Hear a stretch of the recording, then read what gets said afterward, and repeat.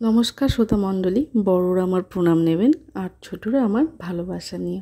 আজকে খুব সুন্দর একটি কৃষ্ণের ভিডিও নিয়ে আপনাদের সকলের সামনে উপস্থিত হয়েছি। আশা করছি যে এই ভিডিওটি আপনাদের সকলেরই ভালো লাগবে। তো চলুন কথা না বাড়িয়ে ভিডিওটা শুরু করা যাক।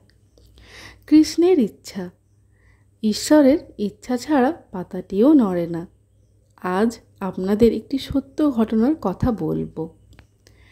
এই জগতে যা কিছু প্রতি মুহূর্তে ঘটছে তার নিশ্চয়ই কিছু ভালো হওয়ার জন্যই ঘটছে। ঘটনাটি মঠের এক প্রবীণ মহারাজের কাছে শোনা। এক ভদ্রলোক ও তার স্ত্রী যাচ্ছেন উত্তরপ্রদেশের লখনৌ থেকে দিল্লি। দিল্লিতে একটি সম্মান গ্রহণ অনুষ্ঠানে অংশগ্রহণ করে তিনি চলে যাবেন বিদেশে। তিনি প্রবাসী ভারতীয়। লখনৌ থেকে দিল্লি গাড়িতে যাওয়ার কারণ যমুনা এক্সপ্রেসওয়ে। তাদের বড় গাড়িটি যমুনা এক্সপ্রেসওয়েতে ছুটছে। ভদ্রলোক ও ভদ্রলোকের স্ত্রী নিজেদের মধ্যে আলোচনা করছেন।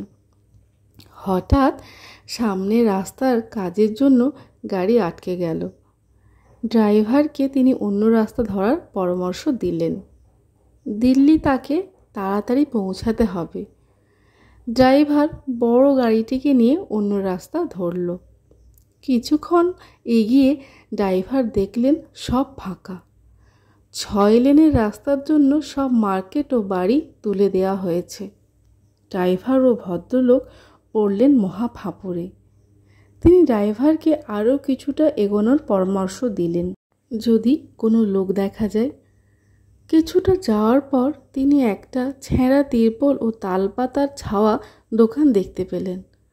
ভদ্রলোক জল খাওয়ার জন্য ও জিজ্ঞাসা করার জন্য নিচে নেমে দোকানের দিকে এগিয়ে গেলেন।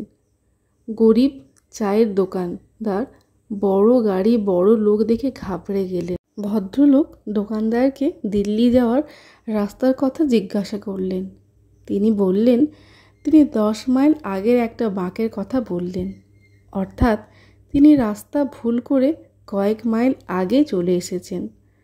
দোকানদার এতটা রাস্তা ভদ্রলোকের ভুল করে চলে আসার জন্য একটু দুঃখ প্রকাশ করলেন। ভদ্রলোক দোকানদারের কাছে একটু জল খেতে চাইলেন।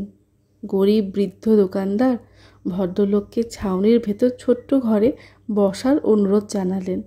ভদ্রলোক নিতান্ত দোকানদারের মন রাখার জন্য ছাউনির ভেতরে ঢুকলেন। দোকানদার এতই গরিব যে ভদ্রলোককে কী দিয়ে জল দেবেন বুঝতে পারছেন না। তিনি ভদ্রলোকের সামনে এক গ্লাস জল আর একটু গুড় নিয়ে এগিয়ে দিলেন। ভারতীয় বলে কথা, শুধু জল দেবে? ভদ্রলোক তার সব কিছু কাণ্ডকারখানা দেখছিলেন আর মনে মনে তাদের অসহায় অবস্থার জন্য দুঃখী হচ্ছিলেন। হঠাৎ ভদ্রলোকের নজরে গেল ছাউনির এক কোণে একটি ছোট্ট সুন্দর শিশুর দিকে।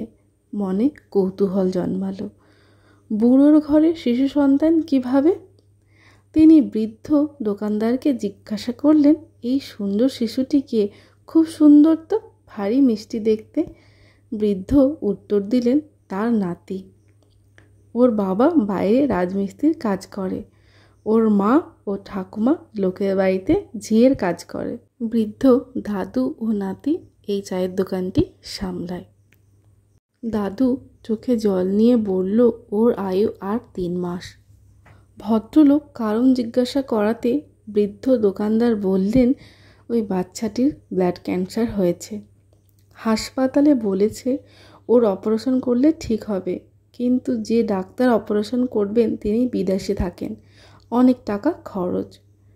আমরাও চিকিৎসার যথাসাধ্য খরচ করেছি, এবার কৃষ্ণ সহায়। কৃষ্ণ যদি চায় ও বাঁচুক তাহলে বাঁচবে, বাকি সবই কৃষ্ণের ইচ্ছায়। কৃষ্ণই আমাদেরকে দিয়েছেন, রাখা হলে রাখবেন, নেয়ার হলে নেবেন। ভদ্রলোক আরও আগ্রহ নিয়ে জিজ্ঞাসা করলেন, আপনারা তাহলে এখন আর চিকিৎসা করাচ্ছেন না? বৃদ্ধ দোকানদার বললেন, অত টাকা কোথায় আছে যে অপারেশন হবে, ওষুধ খাবে? তাই বলেছি ওকে শুয়ে শুয়ে শুধু কৃষ্ণ নাম জপ করে যেতে। তবে বৃদ্ধ দোকানদার অনেক কষ্টে সেই বিদেশে থাকা ডাক্তারবাবুর নাম ডক্টর সৈয়দটুকু বলতে পারলেন। যিনি অপারেশন করলে তার নাতি সুস্থ হয়ে উঠবে। ভদ্রলোকটি আরও উৎসুক হয়ে জিজ্ঞাসা করলেন, আপনারা সেই ডাক্তারবাবুকে চেনেন? বৃদ্ধ দোকানদার বললেন, আমাদের আর সাধ্য কোথায় যে তেনাকে দেখব বা চিনব। ভদ্রলোক জিজ্ঞাসা করলেন, এখন এই নাতিকে নিয়ে কি করবেন ভাবছেন? দোকানদার বললেন, কৃষ্ণ যা ওর কপালে রেখেছে তাই হবে। আমরা তো শুধু প্রভুর চরণে প্রার্থনা নিবেদন করতে পারি মাত্র, আর কি। এদিকে সময় পেরিয়ে যাচ্ছে। ভদ্রলোকের স্ত্রী বিচলিত। অ্যাওয়ার্ড সেরেমনিতে যোগ দেওয়ার সময় পেরিয়ে যাচ্ছে। ড্রাইভার শুধু দাঁড়িয়ে আছে ভদ্রলোকের গাড়িতে চাপার অপেক্ষায়। কিন্তু ভদ্রলোকটি বৃদ্ধ দোকানদারের ঝুপড়ি থেকে আর বেরোচ্ছেন না। ভদ্রলোক এবার তাদের বললেন, আপনারা যে ডাক্তারের কথা বলছেন আমিই সেই। ওর সমস্ত চিকিৎসার খরচ আমার। ভদ্রলোক দোকানদারকে একটি কার্ড দিয়ে তেনার বাড়িতে দেখা করতে বললেন আর বললেন, এই মুহূর্তে থেকেই আমি ওর চিকিৎসা শুরু করে দেব, ওকে আমি নিয়ে যাচ্ছি আমার সঙ্গে। আর বললেন, আমি যে মাইলখানেক এসেছি সেটা কৃষ্ণের ইচ্ছাতেই। কৃষ্ণ ইচ্ছা করলে এ জগতে সব কিছু হতে পারে।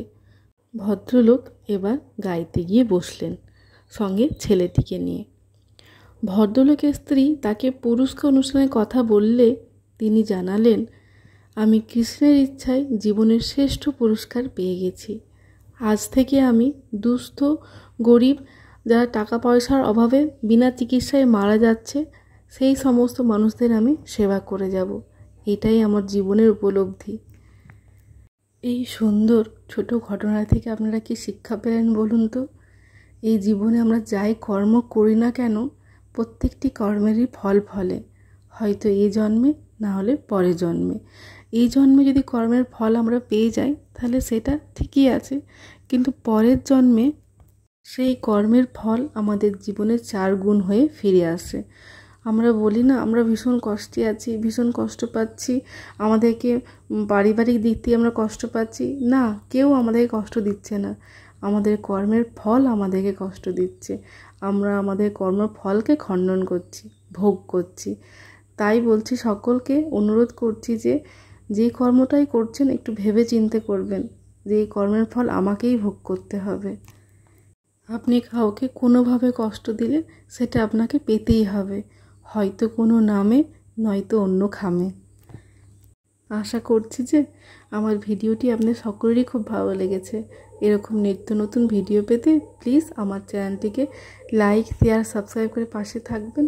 আজ এই পর্যন্ত, দেখা হবে নেক্সট ভিডিওতে। জয় ঠাকুর, জয় মা, জয় স্বামীজি।